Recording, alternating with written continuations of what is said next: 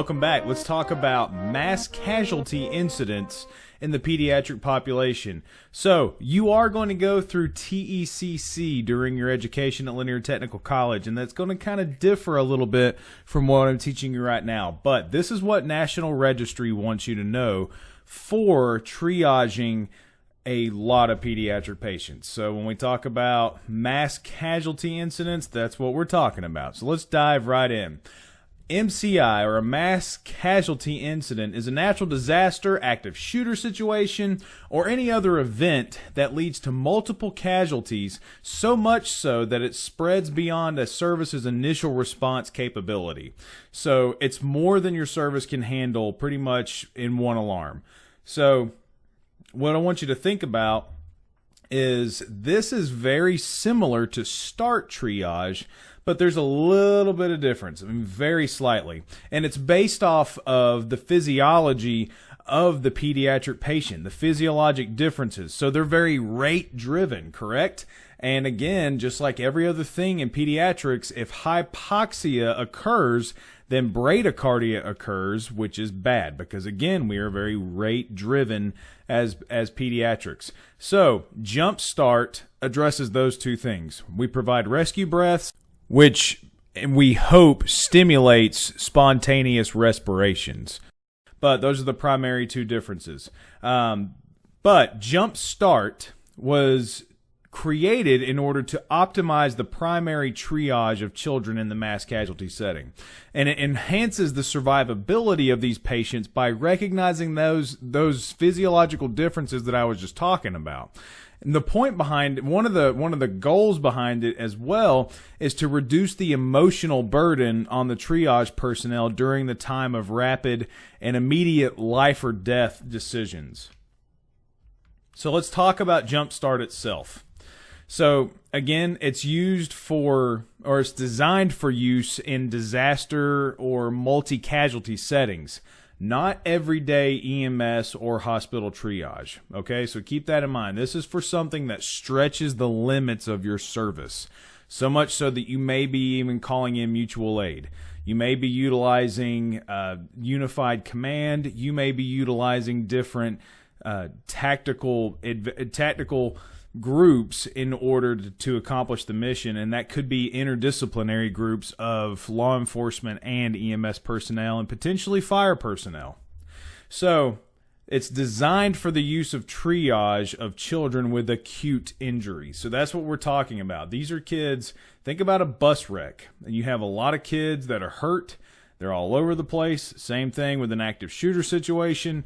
A lot of kids that are hurt all over the place, and all of this happened in an instant. This isn't a lot of chronic medical illnesses, such as if the power were to go out in a hospital. Now, we would utilize something very similar to this in that situation, but we are primarily talking about the initial response to a sudden event. So, how does it work? So there are 4 primary steps, and we'll talk about them.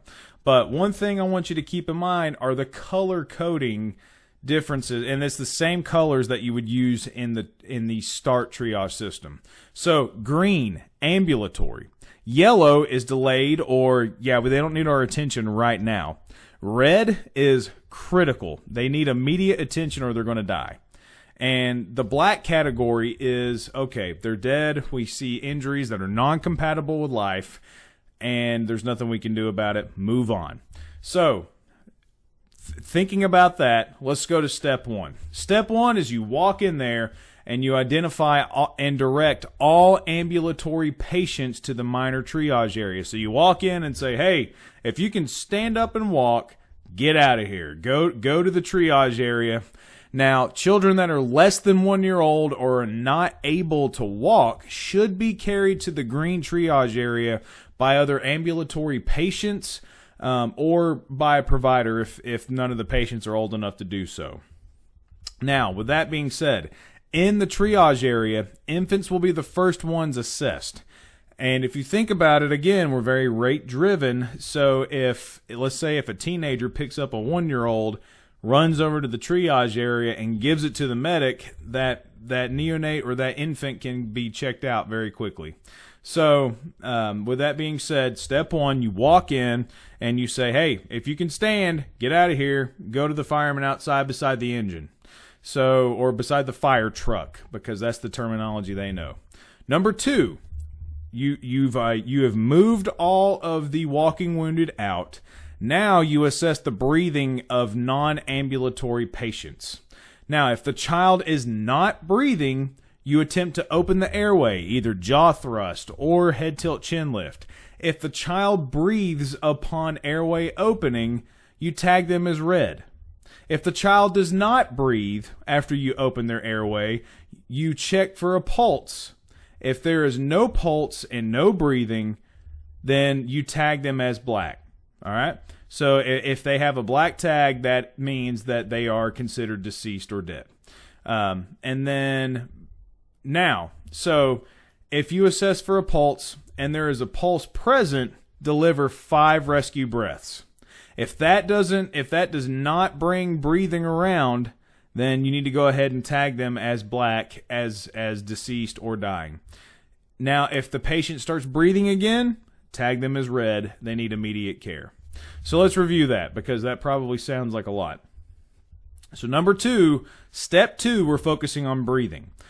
We've gotten the walking wounded out of here. We go up and we say, all right, the kid's not breathing. Let's open his airway.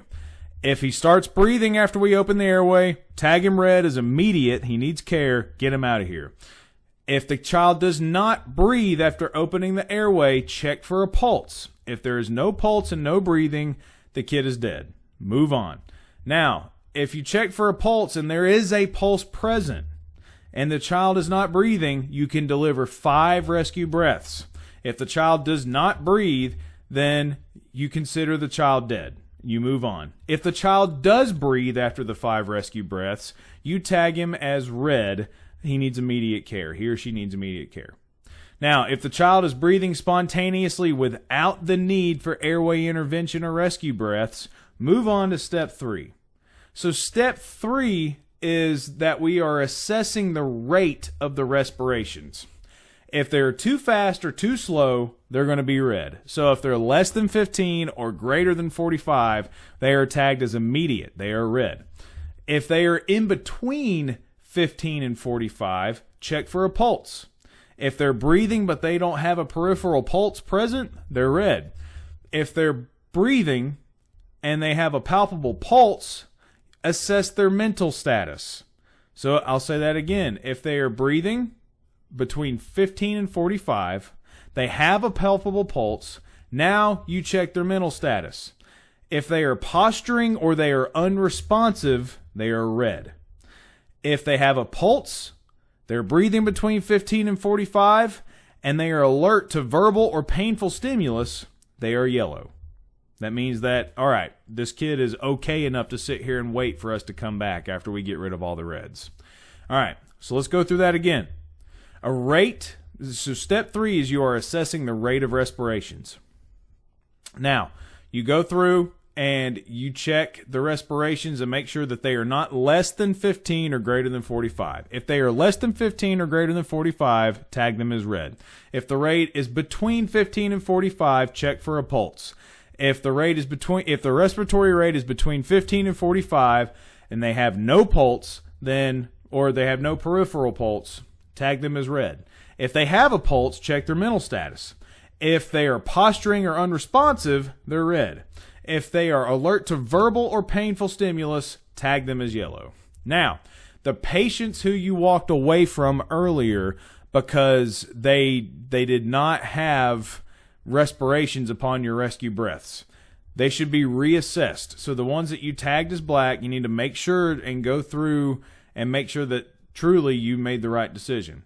But that should be delayed until after interventions for red and yellow category patients have been provided. Now, that is the rule for START triage. It kind of sounds silly because it's like, well, by the time I do that, they're probably really going to be dead now. So, anyway, that's what National Registry wants you to know, and that is what is in your book. So, we're going to teach you that so that we can get you past that. So, thanks for watching. What is next? We're going to talk about infants and children with special needs, and we're going to talk about some of the tools and devices that they use to live. If you have any questions, give me a shout at the email below. Until then, we'll see you.